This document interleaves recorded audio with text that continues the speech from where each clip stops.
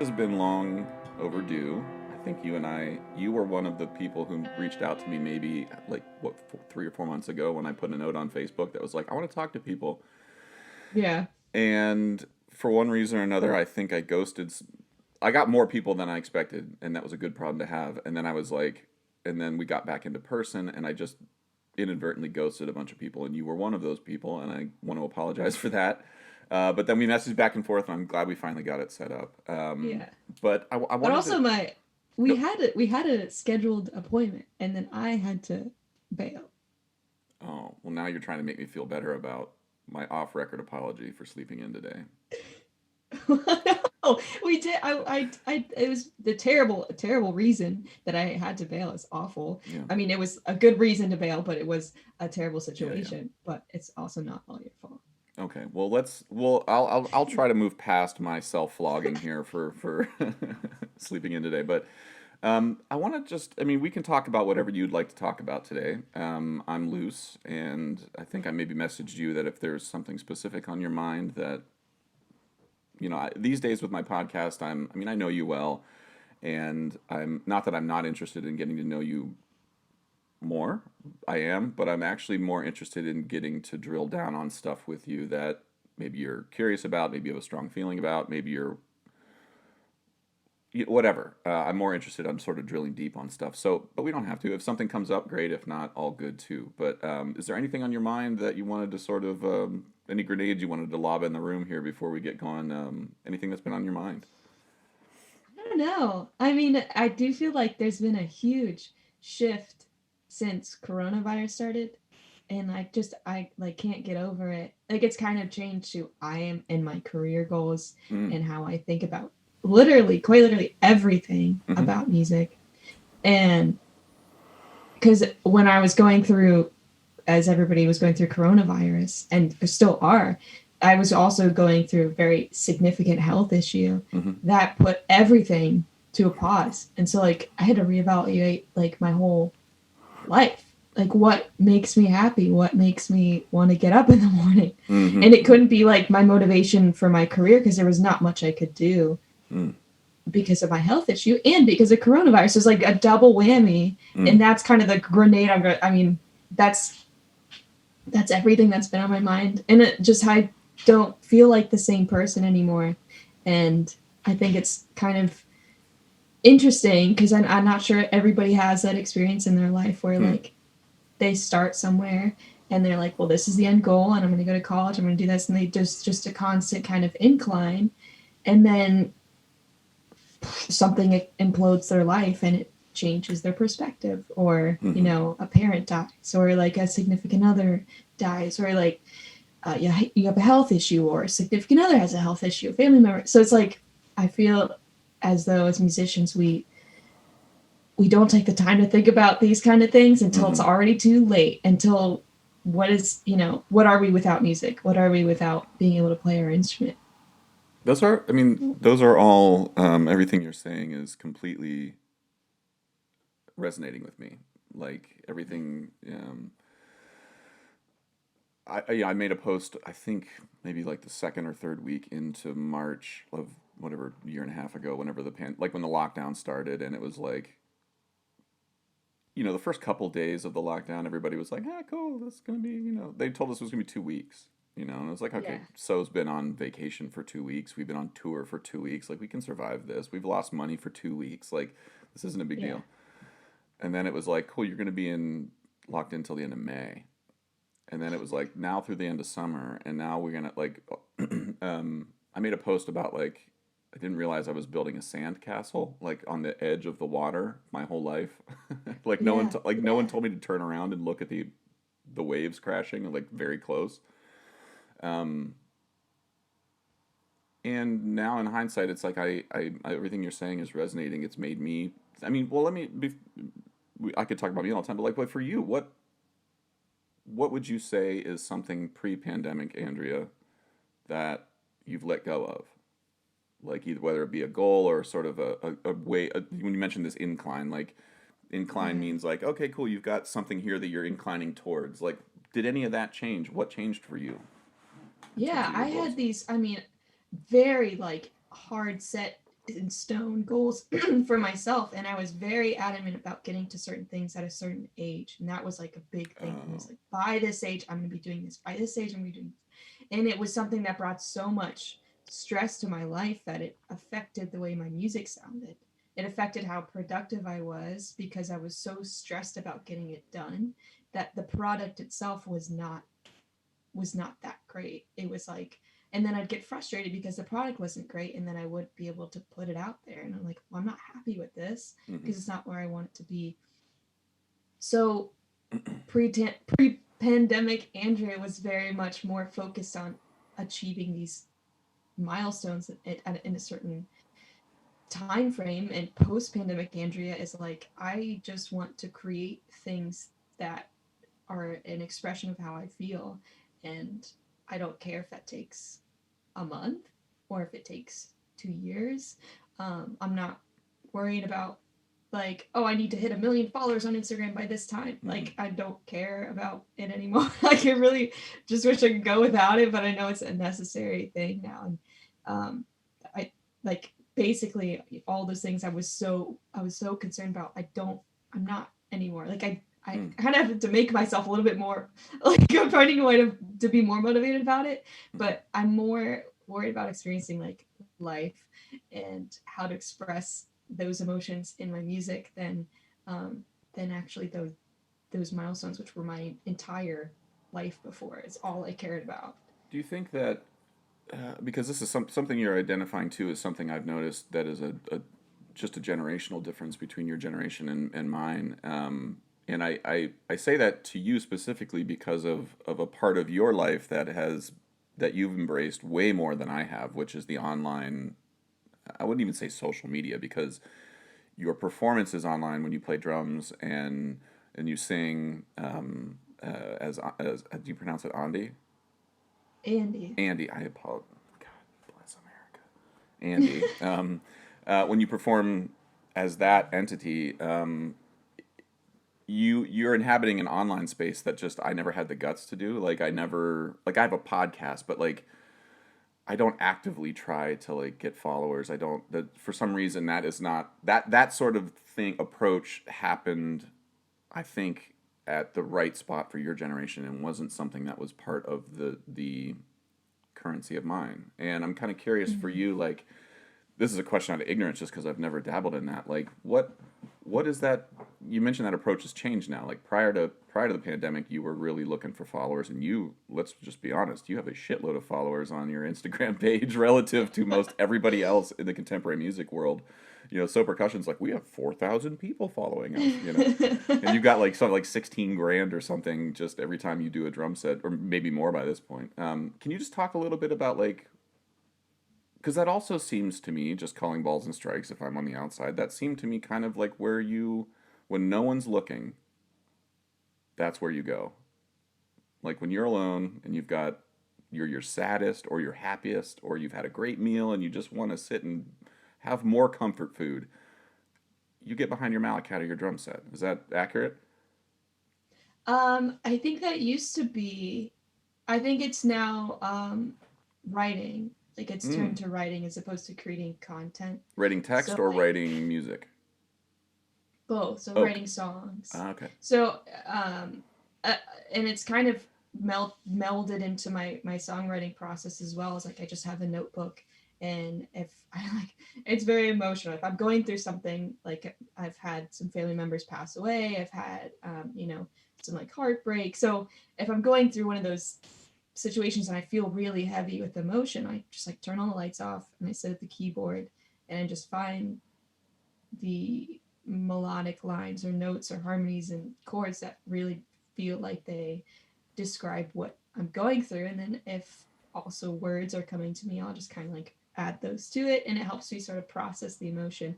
And then I usually just like leave it off to the side and then sometimes forget about it, sometimes come back a couple of days later and start to form it into a song and put an instrument, put certain melodies to instrumentations and be like, oh, well, this would sound good as a synth line, or this would sound good as a keyboard line, or I like how if I took this melody and I went to this second melody that I wrote, it kind of works. Mm. And using that as an outlet for, as opposed to just like the social media content, which I still do occasionally. Like sometimes you'll see my life seep into like the song choices I make on Instagram, but like nobody knows. It just personally, I find it fun to like, okay, well, this, you know, this is going on. So it'd be kind of funny if I chose this song right now, even though nobody knows this is going on in my life. Mm-hmm. It's just a personal experience. It makes the whole process more fun for me. And I almost see the social media content as more of a like a practice goal. Like Mm.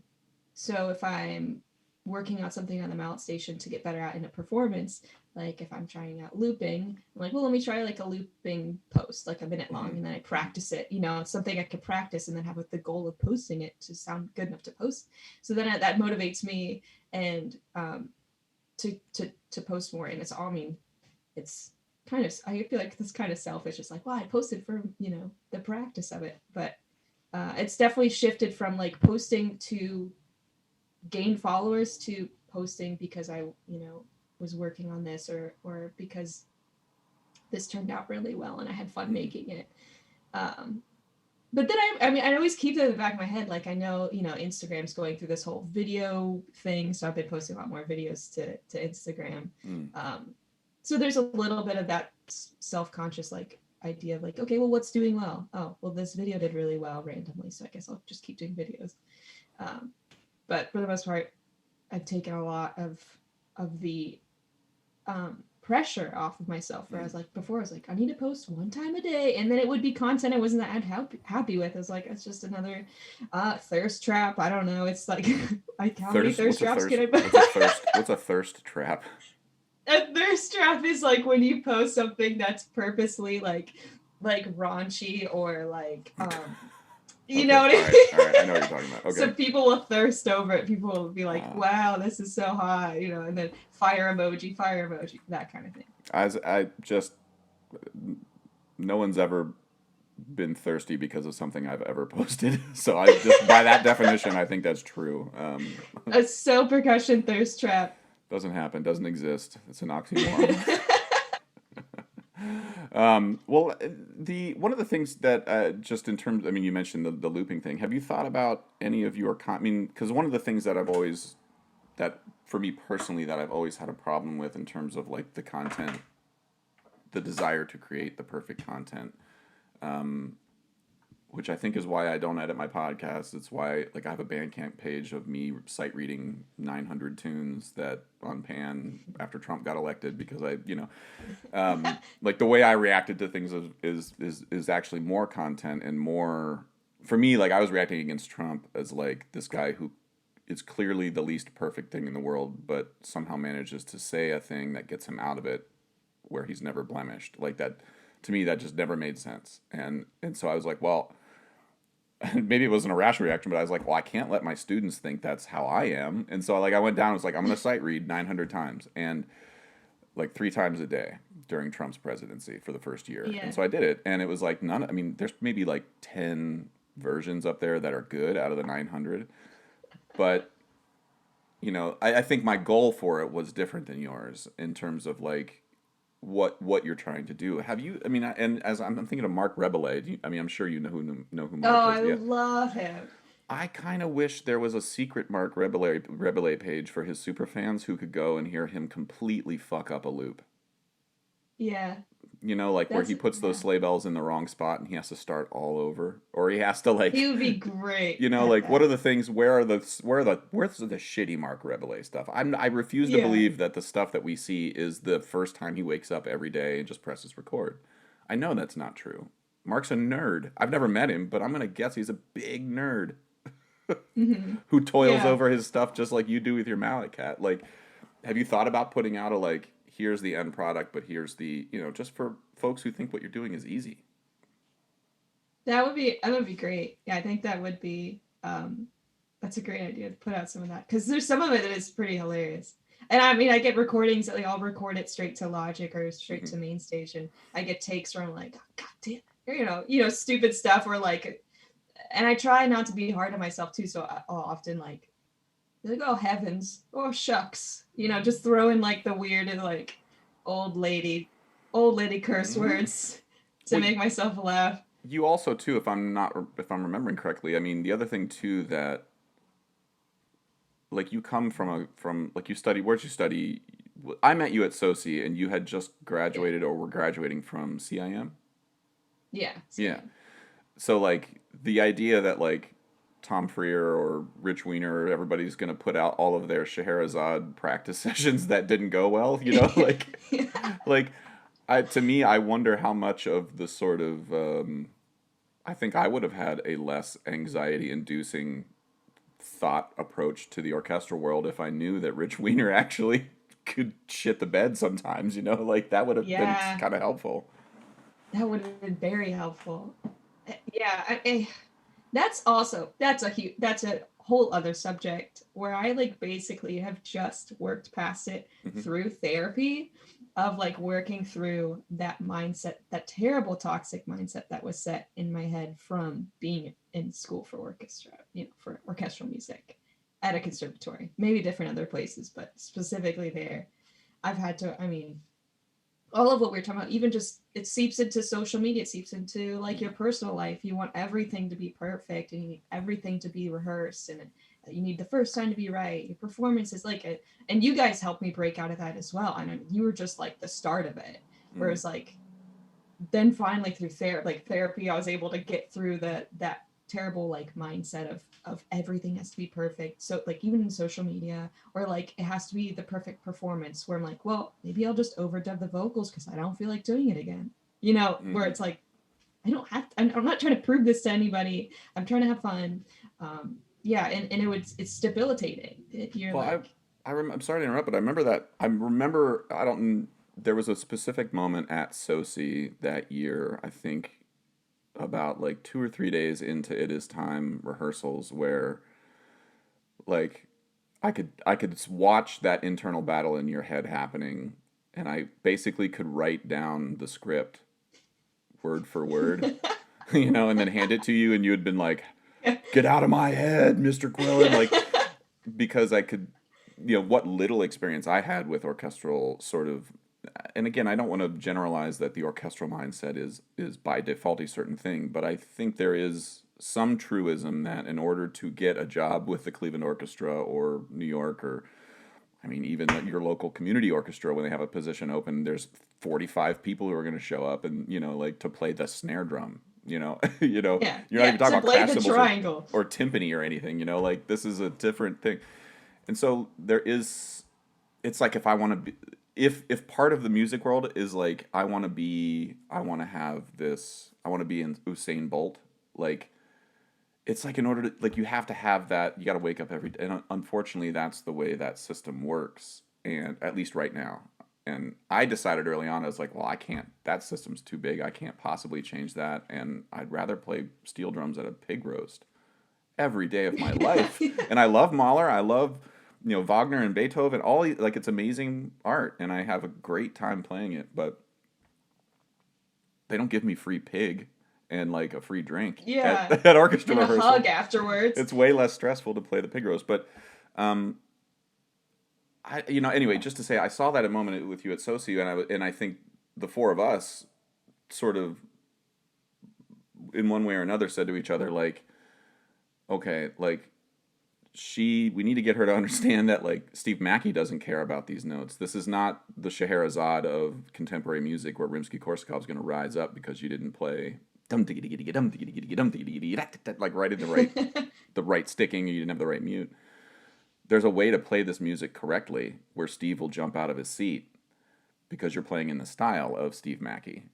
And that was a moment where we had that. It's like the Temple of Doom where you have the bag of sand and the idol, where we had to be like, and Andrea, there you go, And then we had to run out before we got hit with darts, like. um, but I think it sucked as a teacher to sit and watch you have to deal with that because you'd never had that experience up to that point. But we all were Yeah, like, well, this is the time. This is literally the safest place you can have this experience. Like, this is a big yeah, padded room, and we are all here in those big inflatable padded sumo suits. It's going to be great. You're not going to get hurt. But it's a hard, I mean, that's a hard thing to do as a teacher and as a student. Like, that's a delicate balance. And Still trying to find it, to be quite honest. Yeah, yeah. I don't know where it seemed like such a random thing at the time to sign up for SoSI, Mm, especially like where I was. I was like, I don't want to audition for any um, orchestra festivals. I don't want to, I don't want to sit there and practice rep for an orchestra festival and mm, then pay my way into it. Like, it's like, oh, well, you got in. Congrats, you're top three. And also, you have to pay us. And it's like, okay, I don't want to do any of that. I don't want to practice or I don't want to pay. And then so I was looking through festivals and I was like, what is SoSI? I was like, oh, mm. New York City, New Jersey. This is close. This sounds cool. It just seemed so random at the time, and then just changed the whole course of my life. Mm. This is like such a good. I don't Well, know. It's like it means a lot that you say that. I mean, it warms my heart, it's like there's a tiny part of me that's like, okay, Socies, we're doing good. Like, 13 years in, like you saying that, like we've had some negative experiences, and it makes it feel like you're ruining someone's life or whatever. But it's nice to hear no. that. I feel like we've all had experiences at music festivals too, the four of us, as students, and where you paid money and you walked in and you kind of feel like you paid money to get in someone else's model car and let them drive it around. Yeah. And you're like, cool, this is a cool car, and man, it goes fast, but can I drive it? you Yeah. know. And Sosi, it was like, come on in, here's all of your car parts, Yeah. no manual, and you all have to drive out of here in 2 weeks. And like it was fun to see you get in a car and be like, oops, she put the gas pedal on the wrong side. Oops. And then to be able to come in is like, let's just put this here and you can drive. And that experience as a teacher has always felt, man, it's terrifying because it's way, way easier to put you all in our model car. Way Yeah. easier to just come in the room and be like, why doesn't one of you sit in with us and play drumming? Who's next? Who's next? Who's Right. next? Who's next? Who's next? And why don't one of you sit in and play mallet quartet? And it's like, why don't the four of you play mallet quartet and we do something that causes the whole thing to explode so you know what that feels like? Because I've been on that side of the equation in front of 5,000 people and it's awful. Like Yeah. that's the sort of test driving of the car that we've really tried to make SoC be. And I don't know, we'll see in 20 more years how many lives. You may be the only person whose life has gone in a positive direction. There's no way. There's more. There's more. Well, I want to ask you just a real quick. This is like just a question that I feel like I have some solidarity with you as a woman who's from Florida. Um, I'm a man from Ohio. The last 5 years, I have felt like Ohio gets a lot of trash, and Mm-hmm. people talk a lot of smack about Ohio. But then I've started to feel a little better about Ohio because Florida has gotten more trash than Ohio. But I'm sort of just like, oh, Florida, please stay because as soon as you go, we're gonna be next. And I'm kind of We curious, haven't. like the Florida man sort of headline and all of the talk this last year about, I'm very hesitant to get online and be like, what's going on, Florida? I'm more inclined to just talk to someone who's there. Like, how's Florida doing? Is everything we're reading in the news accurate, or can Andrea, my reporter on the ground, tell me that Florida's doing okay? I think we're fine. I think we're fine. It's really it's how huge the state Mm, is. It's there's like Ohio, there's lots of rural parts, but mm-hmm, you have Cleveland, you have Cincinnati, you have these big cities that are like cultural hubs, and there's a lot going on. Florida has that. We have our little hubs, but there's just not enough of them. We have where I live is quite literally my favorite place in the U.S. right now. It's grown. I mean, I lived in this house in a part of town. Like when I first moved here, there's like a coffee shop, and now there's like coffee shop, vegan donut shop. There's like a new Indian shop pulled up. There's this a vinyl listening room. There's so much that just like like awesome little places that are locally owned, and they're huge on like local businesses, and they encourage that, and it's very LGBTQ plus friendly. We have like this huge pride flag mural in my little neighborhood, and so like that I just like I walk around my town and I'm like, wow, this place is awesome. Like I love it here. And then I just walk down this, I'll skate down, a mm-hmm. couple miles. I'm at the water and I'm looking at dolphins. It's like dang, I can't believe this is real. And I don't know how long this is going to last because everyone's going to find out this place rules in a minute and it's going to not be the same ever again. So I'm just going to appreciate it while it is the way it is now. Um, Okay, and then so you have Tampa and stop. it's Sorry to like, interrupt, but this. So you're telling me then that all of the news stories I'm seeing are just local Floridians posting scary stuff to keep us out? Is that what you're saying? it I actually listen. it Crazier might shit has be. happened, Andrea. Crazier shit has happened. It could be. Because it's pretty, I mean, you just think about how amazing it is that like we don't have to worry about a blizzard coming through. There's not even really tornadoes coming through that often. So you're like You're leaving really a big one lucky. out, though. I know the hurricanes. Okay, it's like being from California and being like, "Well, we don't have hurricanes. Um, we don't have hurricanes. We have fire. We have earthquakes. We have it all, but we But don't." you do see the hurricanes coming. I think that's better There's a than forewarning. like That's true. then your earthquake may hit you at any moment. It's like, okay, That's well, true. yeah, there's a hurricane coming. Let's get out. There is that like people here really, if somebody on the news is like, hey, there's a hurricane coming, gas is sold out, toilet paper is sold out, everything's sold. So people freak out a lot, driving nuts. But honestly, I do think people undersell the town because of the reputation that the state as a whole has, or Tampa's not that great. I'm not gonna give Tampa the credit. Um, It's all right. I know. we got Disney World. We've got beaches. I don't know what else you could want. One thing I It's like. great. One thing I've always. That's always that why I sort of put Ohio and Florida in a similar vein, and I would lump California in here too. Like I think people underestimate how like geographically diverse a state Florida is. I mean, you can go down to the very tip of the panhandle and you're like Key West, and then you can go to Miami and you're like Cuba, and then you can go to Yeah. like the northern panhandle, like north, and then you're like Georgia. BF, what? This is the bayou now. Like where am Yeah. I? And I think like it's easy to look at Florida and be like, oh, Miami, old retirees. It's like, yeah, but you're discounting. There's remember that other part that goes all the way up here, and Yeah. Ohio is very similar. I mean, you can Cleveland. You can look at the Cleveland, Columbus, Akron, Toledo, Cincinnati, but you go down to the other part of the state, you're in Appalachia, and it is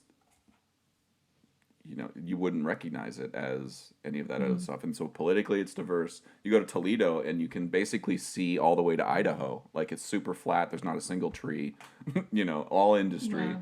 Wow. Um, anyway, it just in California too. Like California is a very rural state.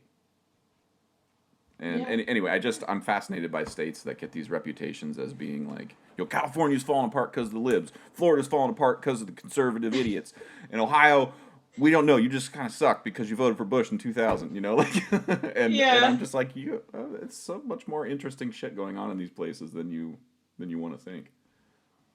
Right. It does feel like there's a little bit of a responsibility to be here, and there's like this really bad red tide going on, and people are blaming it on corporations Mm-mm. for how severe it is, and pollution, and so it does feel like there's this, there's the Republican side which doesn't give a shit, and they're like, oh, whatever. And so being here and being somebody who can vote for what's going to be right for the state and hope it gets better is also feels like a Mm-hmm. part of why I'm here a little bit. I mean, I like again, it's this town. If this town wasn't here, I probably You're wouldn't be in here. St. Petersburg, is that right? Yeah, Okay, yeah. all right. We can edit that out if you don't want people to know where you live, but I think it says it on You your can, Instagram page. I So, think it's on my okay, all Instagram. right. Can't be Yeah. too secretive. Well, let me ask you just to return a little bit to what we were talking about earlier. I think I got out of you what it is from pre-pandemic that you're letting go of, but like what now moving forward. I think the hard realization for me was I could no longer say that I was in a pandemic and have it mean the same thing that it meant like last June. You know what I Mm-hmm. mean? Like I could let myself off the hook because I was like, so's not touring, no one's outside. Like, well, what? Okay, I guess I'll just do this thing, and I didn't have to think long term, and that kind of felt Mm-hmm. nice for a while. It was the first time in my life where I never had to think about the 5 year plan. It was very Yeah. reassuring just to be like, what the hell am I doing tomorrow? You know, that felt, it was really Yeah. nice, Andrea. Like I really was like, it was like candy. And so for like Yeah. a year, I was just like, yeah, this feels great. And I can't pretend like that's the case anymore. Yes, we're still in a pandemic. Yes, people are still dying. There's variants going on, but society is like creeping back to a version of functionality that where the pandemic isn't driving everything, which has not been the Hmm. case the last year and a half. So now I have to think about stuff again. Like, so for you, I'm going to assume some of that is true for you. Like, what how have you been readjusting your mindset now going forward, knowing that the something else could happen where it slams the door shut again for us, but Yeah. you can't really pretend that the door slams shut anymore. There's some sunlight coming through. So how are you swallowing all that? Yeah. So I've been definitely more protective of what I spend my time on. Mm. And so I haven't even really, I would say, like in terms of like my 5 year plan, which has completely changed. Um, that I feel like that's a good. I I don't know. Like it's, um, I don't even know. I'm at a loss. So it's become such a weird sort of floating around. Like I have certain goals, and it feels like it's almost more safe to try and work on things at home Mm. because I'm worried about, momentum starting up and then something crashing and it falling all off again, and then it's like, um I've been working on an EP for so long. And I was like, oh, pandemic started. I was like so excited. I was like, I have all this time now to work on my music. And then my health issues started. And then that was like, I have no energy. I physically can't practice music. I can't do anything. So the motivation is gone to, finish all of this stuff. So now that I'm recovered and that I, went through a year of terrible health issues, of not being able to, play or go see people play or practice, I'm so protective of what I spend my time doing. Mm-hmm. And if there's like I'm almost at a point where it's like, okay, it's maybe a little unhealthy. It's like I need to play, I need to do something.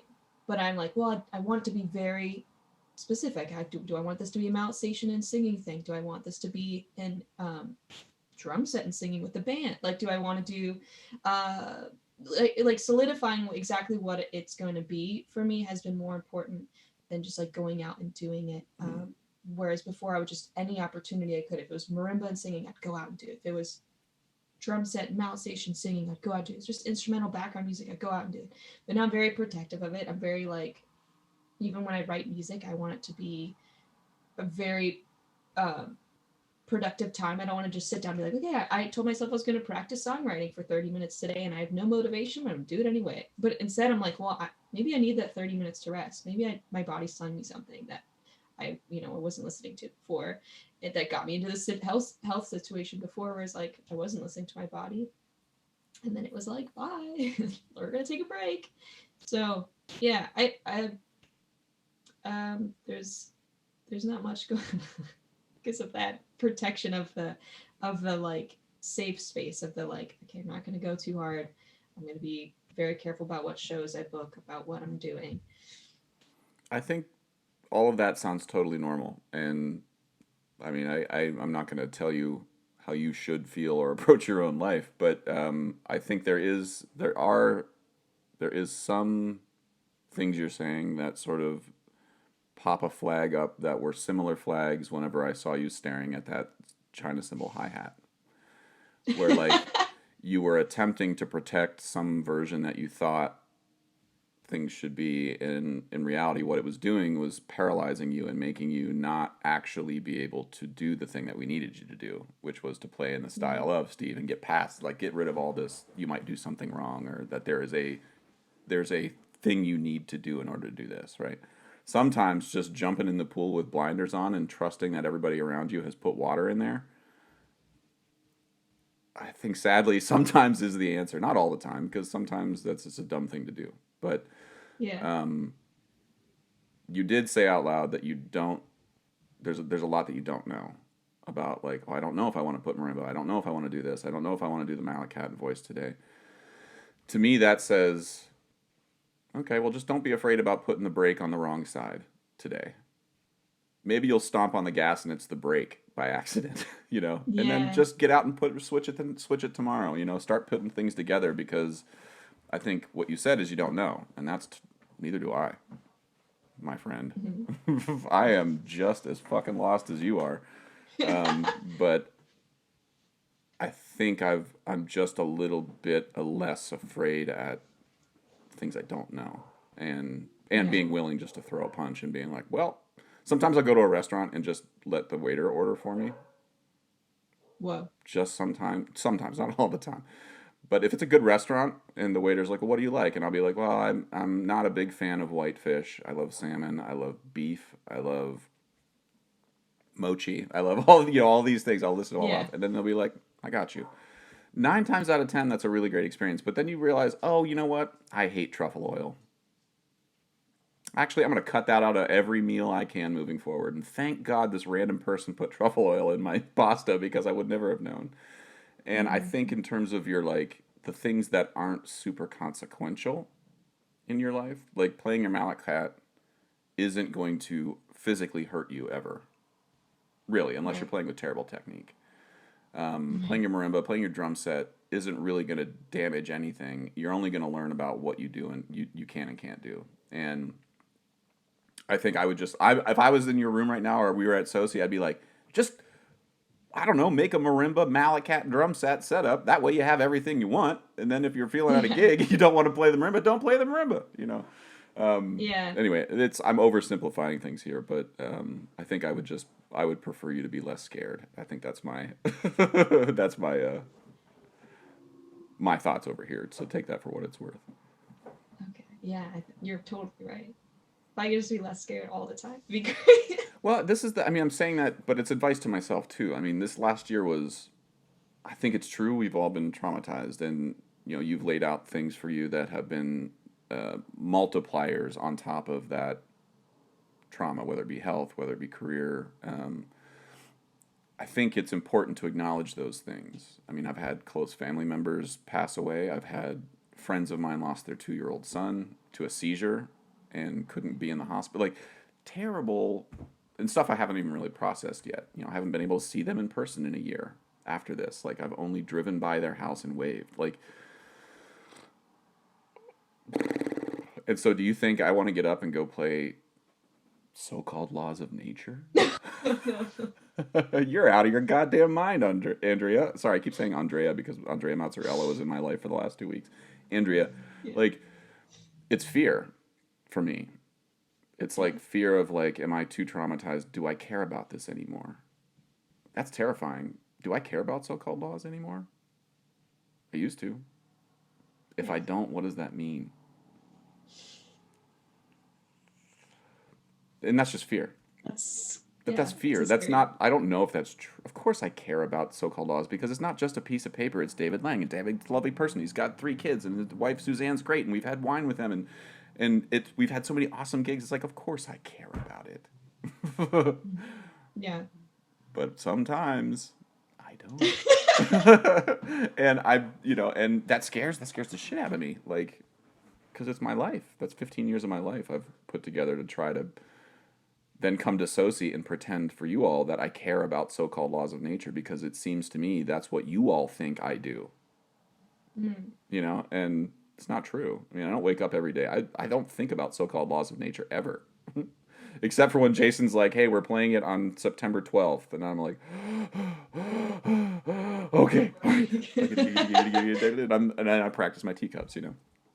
Yeah. Um, but that's something for me. I think I'm trying to tease out moving forward, is just being honest with, like, what I care about and what I don't care about, and then what I'm willing to care about because other people do. Maybe I don't. Yeah. Maybe I don't love. Maybe I don't love so-called law. I'm sorry. I'm just using so-called laws is because it's like the most extreme. It's the most hot button piece we have of just like, oh my god, it's so hard and so stressful.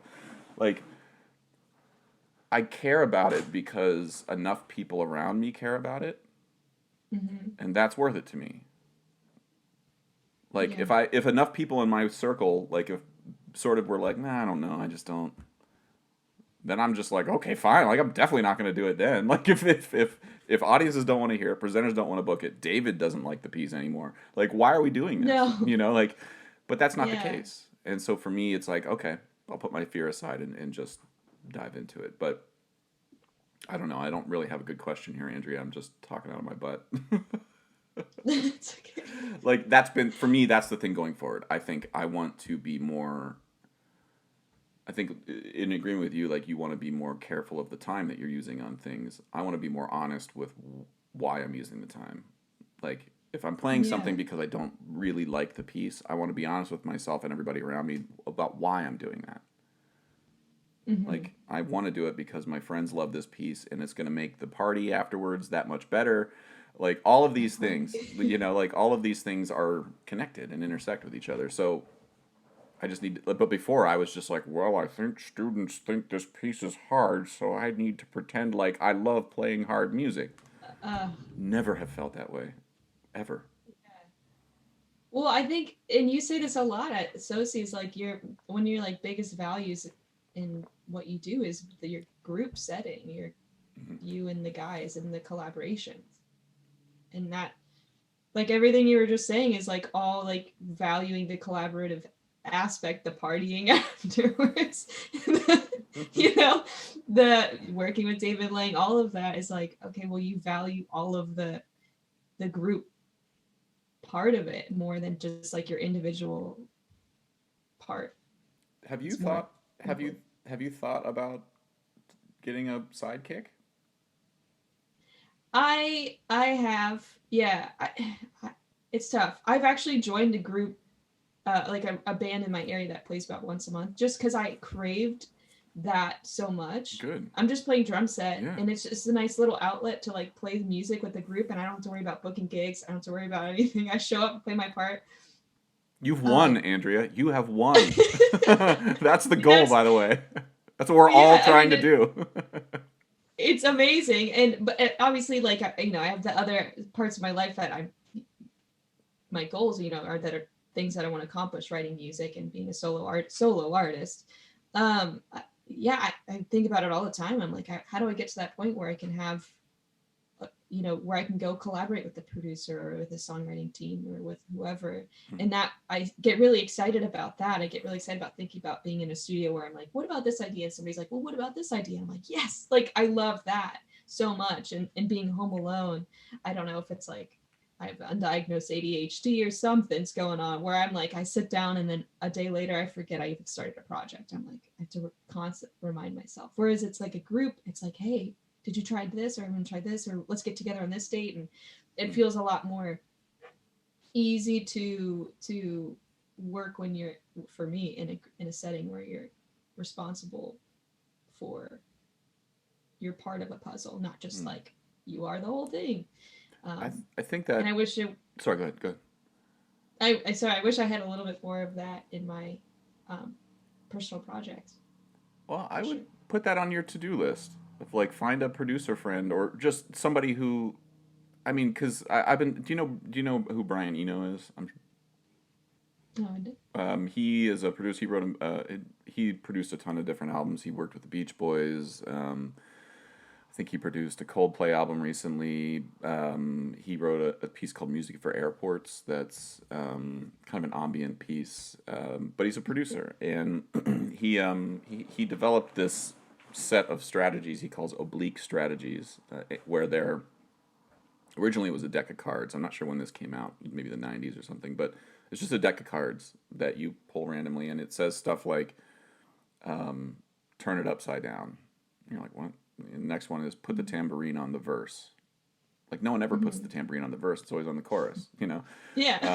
Then one is like, what is your steal your friend's favorite compositional technique?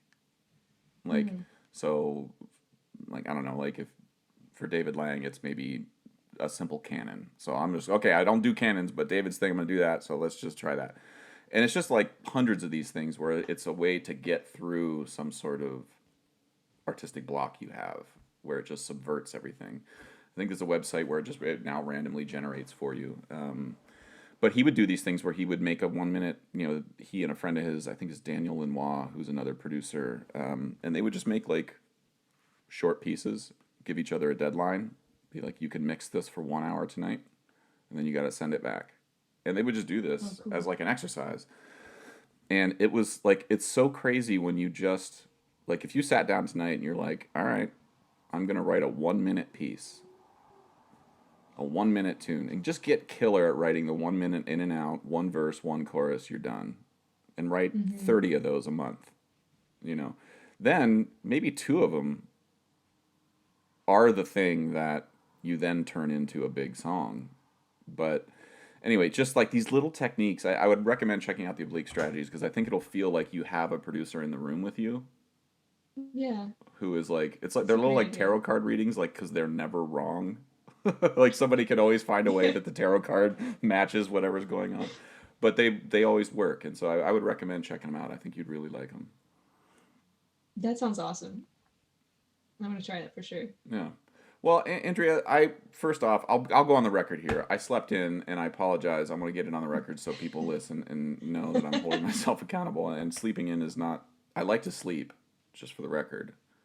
I just don't like to sleep in when I have an appointment with a friend. And That's okay. when I see you in person, I'll buy you the world's largest beer, and we'll tip it back, and you can make me rollerblade. I can't wait. Talk about things that give me crushing anxiety when I see you rollerblading. I just put my wrists under my arms and I'm like, no. Really? Well, I wear gear and I'm very, very careful. It's like that's also something pre-pandemic. Andrea was very concerned about weightlifting and working out all the time. And then again, I had that health issue, couldn't work out for a year, had to drop weightlifting.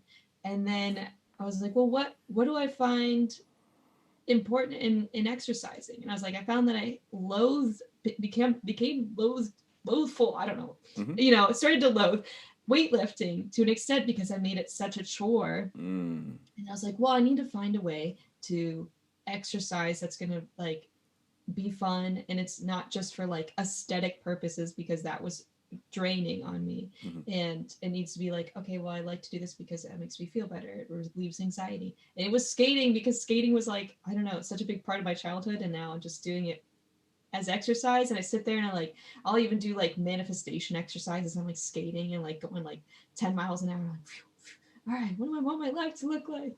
It's just so freeing, and you're going fast, and there's a little bit of danger, but with the pads on, I don't feel so bad. Florida woman manifests her future on rollerblades. I'm a dream house. What does that look like? Well, listen, keep it up. Andrea, it was really great to touch base with you, and I'm glad to hear that things are on the rise, back on some sort of incline, that your health issues are squared away. I don't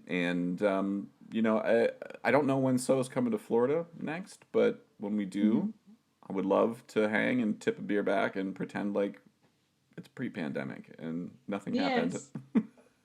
That sounds great. I would really love that. Well, take care, Andrea. Thank you so much, and stay healthy, and I'll look forward to chatting with you again soon. Okay, thank you. All right, see you, buddy. See ya. Okay, I hope you enjoyed that conversation. This podcast is brought to you by Liquid Drum, liquiddrum.com down in Waco, Texas. My good friend Todd Meehan runs an amazing percussion company down there. Great merch, great content. Check him out, liquiddrum.com. Also, Kyle Dunleavy, dunleavypans.com, DUNLEAVY pans.com. Kyle Dunleavy makes and builds all the steel drums that I perform and teach on in So Percussion, as well as at NYU and Princeton. He's an amazing tuner, builder, just a really nice guy, very dependable. Check him out. If you are interested at all in steel pan advocacy, want to learn more about the goings-on in pan in Brooklyn, check out paninmotion.com. My good friend Kendall Williams, Jerry Guy, Trisha Guy, and Arisha John run an amazing organization called paninmotion.com. Check them out. And finally, Alejandro Mirage runs an amazing clothing apparel company in Brooklyn that is steel pan centric. You can check him out at mangochow, CHOW, clothing.com. I own a bunch of his shirts. They're amazing, very stylish, beautifully made. Check them out. mangochowclothing.com. Okay, hope you're well. Talk to you soon. Bye.